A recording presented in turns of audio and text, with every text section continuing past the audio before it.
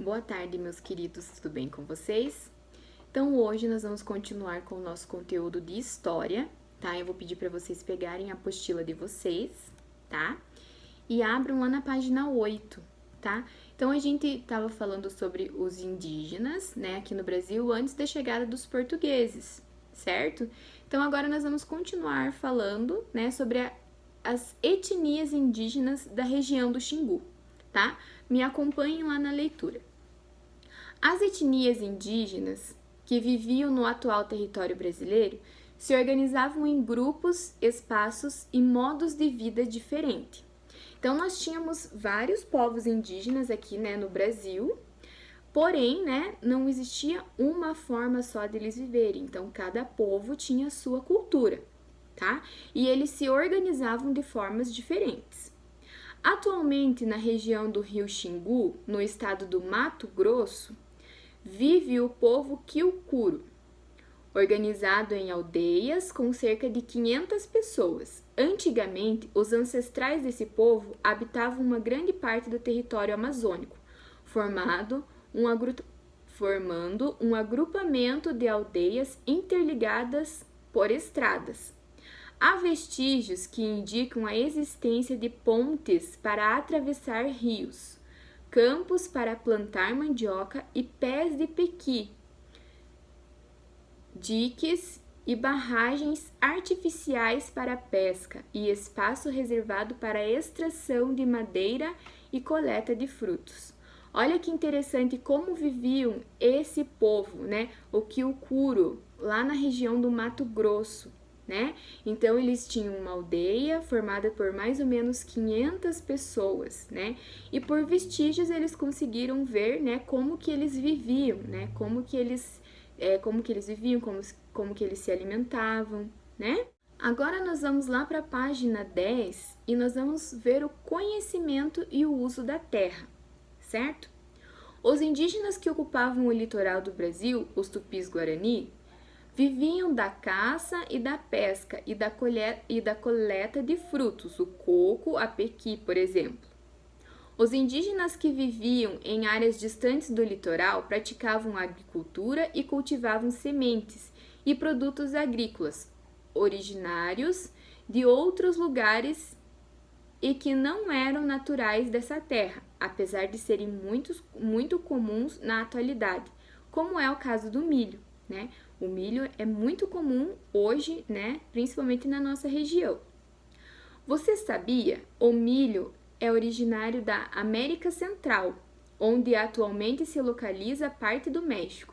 Para os indígenas tainãs, machis, a palavra se refere a milho significa sustento da vida, porque esse vegetal pode servir de alimento para um grande número de pessoas. Olha que interessante sobre o milho, né? E eu amo milho. Quem que não gosta, né? Tem pessoas que não gostam. Eu amo milho.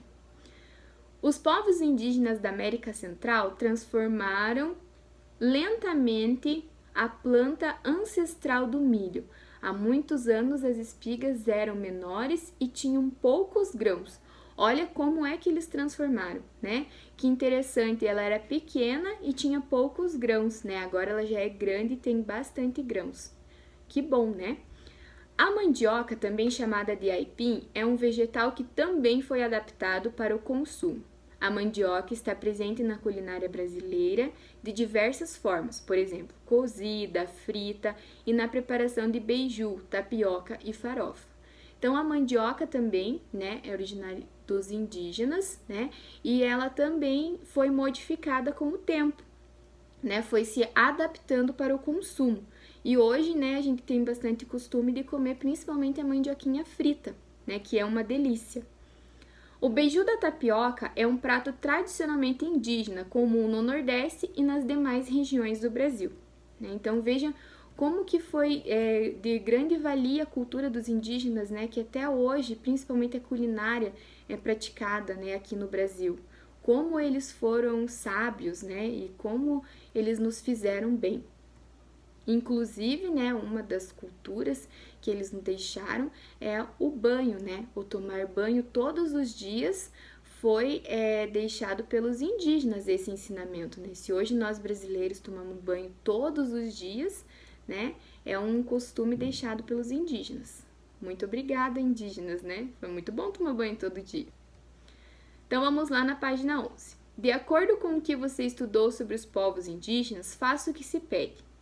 Leia as frases e marque V para as afirmativas verdadeiras e F para as falsas, certo? Retorne ao mapa da página 4 para responder a questão a seguir. Então, você vai lá naquele mapinha que a gente trabalhou na aula passada, tá? Para responder essa questão. O mapa produzido em 1519 representa todos os povos indígenas que existiram no território naquela época? Será que naquele mapa tem todos os povos daquela época? Seria possível a gente conseguir registrar todos os povos, tá? Então, responda e justifique a sua resposta ali. Número 3. Pesquise características dos chefes indígenas do passado e da atualidade. Então, você vai pesquisar, né, como que eram os chefes indígenas do passado, né, lá em 1519, né, antes da chegada dos portugueses, e como que é agora, tá? Como que os chefes, os caciques, né, os pajés, eles fazem agora, na atualidade, como que eles administram a aldeia agora, tá?